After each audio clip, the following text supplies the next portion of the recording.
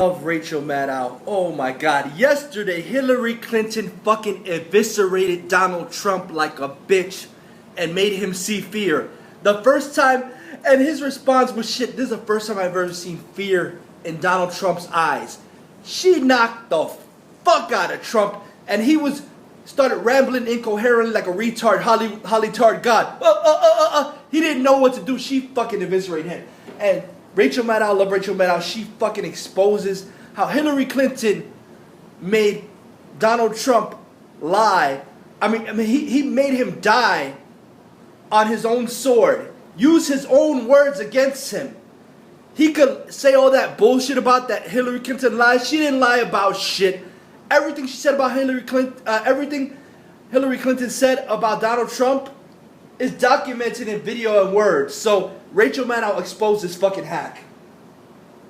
Type comment, that would be a welcome respite on a day that might more typically include berating a judge for being Latino, calling Elizabeth Warren Pocahontas, saying he'll meet with Kim Jong-un, saying Saudi Arabia should have nuclear weapons, not swearing off dropping nuclear bombs on Europe, banning all Muslims from the United States, and admitting that he learns all he needs to know about national security from the TV shows he watches. Fucking retarded. When they put the generals on. I mean, when that's like a typical day on the Donald Trump campaign trail, when it's just this tide of one thing after another like that, do we get inured to it?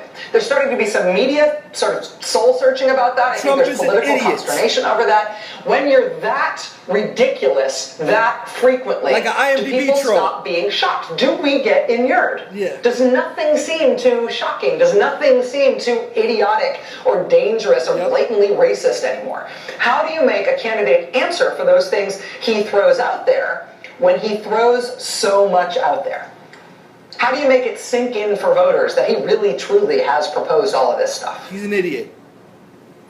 Well, today, in what was, I think, inarguably her best speech of the presidential campaign, Hillary Clinton did that to Donald Trump. And she did it the same way that President Obama handled the Trump conspiracy theorists as well. Trump up.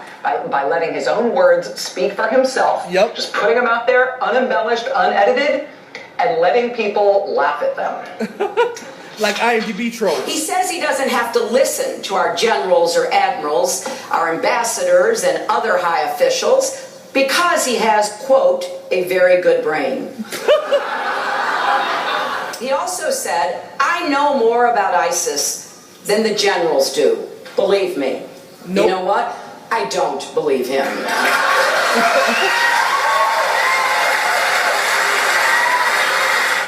Of course, she's as serious as a heart attack as she's giving this speech, but the crowd is cheering and laughing at Donald Trump. I mean, the reason that works, both as a speech and as a lasting critique, is that she is not caricaturing Donald Trump to get that kind of reaction from that crowd. She's just quoting him directly, and that's deadly. Using his own words to kill him. I know more about ISIS than the generals do, believe me. Who are you consulting with consistently so that you're ready on day one? I'm speaking with myself, number one, because I have a very good brain and I've said a lot of things. This speech today was the best speech yet of Hillary Clinton's presidential campaign. In part because I think she likes pressing her case on national security issues, for one. But also because it is just rhetorically deadly to be able to take your opponent's record, not embellish it, not dress it up, not make it seem worse than it is, not round up to the nearest funny thing about it. Just take it as it is. String it together, word for word, literally. What he said. Let it speak for itself and let people respond. It's hard to do, but when it works, it is politically deadly. Yep. This is a man who said that more countries should have nuclear weapons, including Saudi Arabia. We're better off, frankly, if South Korea is going to start to protect itself. Saudi Arabia? We have weapons. Saudi Arabia, absolutely. This is someone who has threatened to abandon our allies in NATO. We don't need NATO. Do you think? No, we don't really need NATO in its current form. NATO is obsolete. He has said that he would order our military to carry out torture and the murder of civilians who are related to suspected terrorists, even though those are war crimes. With the terrorists. you have to take out their families. When you get these terrorists, you have to take out their families. And don't tell me it doesn't work. Torture works, okay, folks? Torture, I have these guys. Torture doesn't work. Believe me, it works, okay? What would you do as Commander-in-Chief if the U.S. military refused to carry out those orders? They won't refuse. They're not going to refuse me. Believe me. But they're illegal. The Clinton campaign today, simultaneously with this speech, they released essentially an annotated guide to the speech with direct quotes from Donald Trump, proving that she wasn't making it up. She wasn't embellishing. She wasn't rounding up to the nearest thing that would make an impact. She was hoisting him on his own words. Yup. And having done that, she just let loose in a way we haven't seen her do before. The person the Republicans have nominated for president cannot do the job.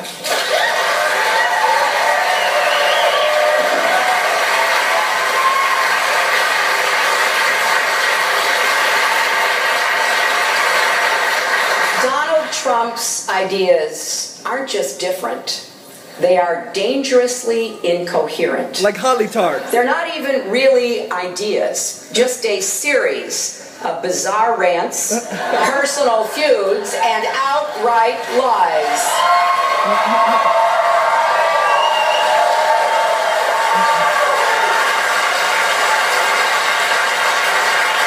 He is not just unprepared. He is temperamentally unfit to hold an office that requires knowledge, stability, and immense responsibility. He praises dictators like Vladimir Putin and picks fights with our friends, including the British Prime Minister, the Mayor of London, the German Chancellor, the President of Mexico, and the Pope.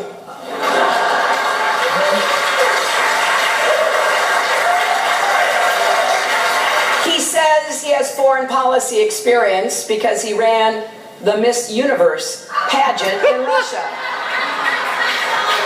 I have to say, I don't understand Donald's bizarre fascination with dictators and strongmen who have no love for America. He praised China for the Tiananmen Square massacre. He said it showed strength. And he said if he were grading Vladimir Putin as a leader, he'd give him an A. Now, I will leave it to the psychiatrist to explain his affection for tyrants. Fuck you, Trump.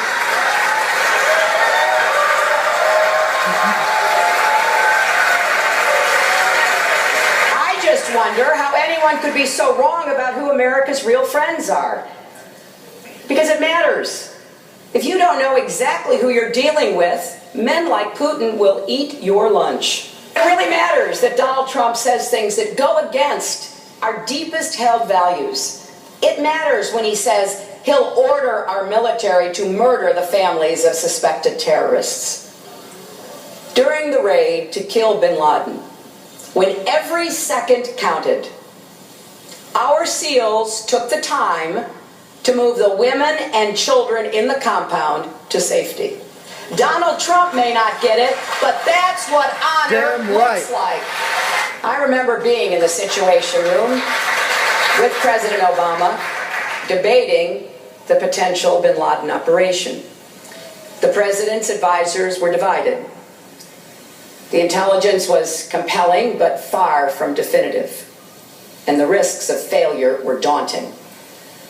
The stakes were significant for our battle against Al-Qaeda and our relationship with Pakistan.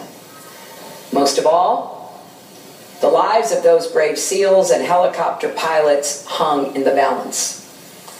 It was a decision only a president could make.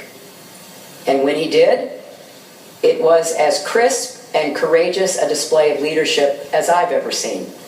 Now imagine Donald Trump sitting in the Situation Room, making life or death decisions on behalf of the United States.